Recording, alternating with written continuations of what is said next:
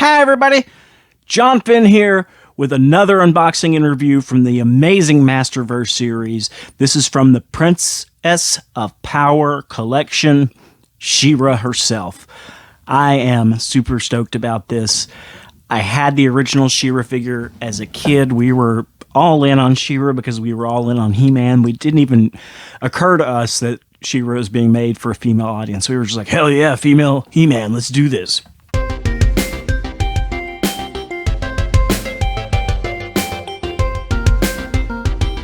I'm pretty excited to get her open, take a look. She's got the extra head sculpt there. She's got the shield. She's got a couple extra hand sculpts and a cape. We'll take a look at that. We'll take a look at all the accessories. We'll take a look at the figure herself and decide whether or not it's something you want to add to your collection. Let's get started right now. On the back here is probably my favorite piece of art that we've seen in the entire Masterverse line so far. It is She Ra on Swiftwind, and Swiftwind is all done up with his cool little friggin' mask here. He's got his wings, he's got his armor, just looking freaking epic as anything. You got She Ra here with the Sword of Protection. Just amazing art. This is Class A, really great. I love it. It captures the entire spirit of She Ra in this series, the original series.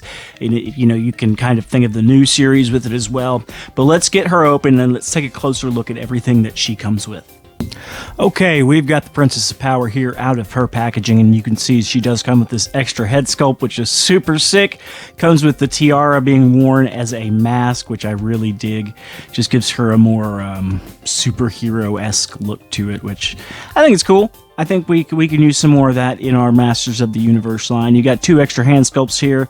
You've got another open hand sculpt, which goes on the left, or gripping hand sculpt, excuse me. She has an open hand sculpt on her already. And then on the right, you get a fist hand sculpt, which is now a holding hand sculpt. She also comes with her shield, which does have like a little bit of a jewel there in the center, a little piece of translucent plastic, so that's a nice little touch. It's not just painted. On the back, you can see it's the same basic shield grip, although it does have a little bit of a translucent edge to it. It looks like the shield itself is actually made of a material like this and then painted over just by looking at it up close and in the light, which is why it has the kind of translucent finish here beneath the shield grips, I guess we can say. She also comes with a cape right here with some shoulder pads to go with the extra head sculpt.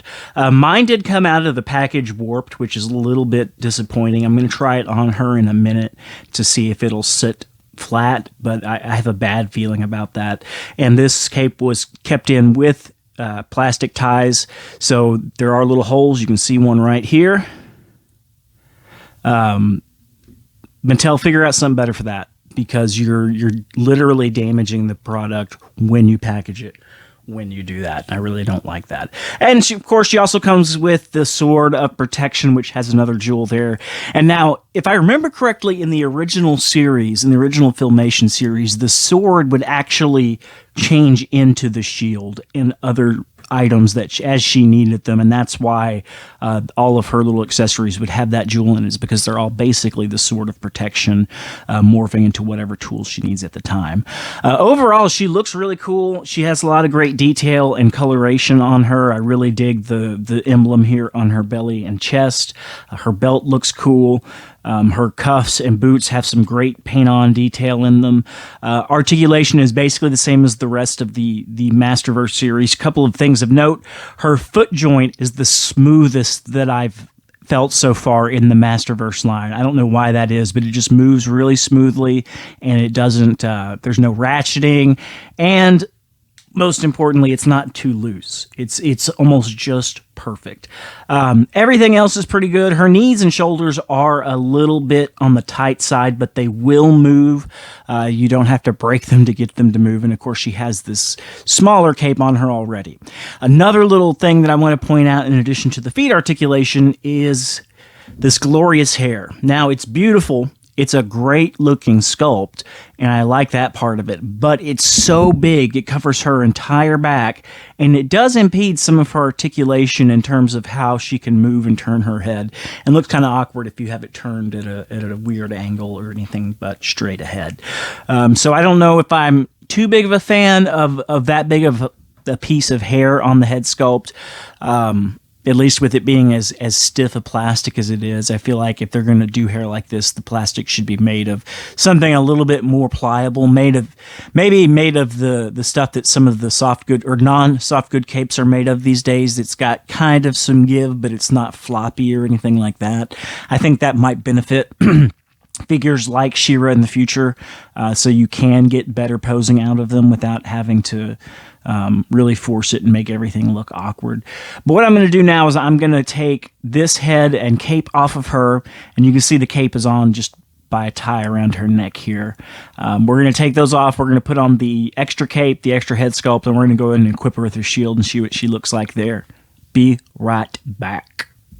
I ain't even going to lie, y'all. Even though the cape breastplate doesn't lay quite flat because of the distortions that were in the package, this version of She Ra looks badass.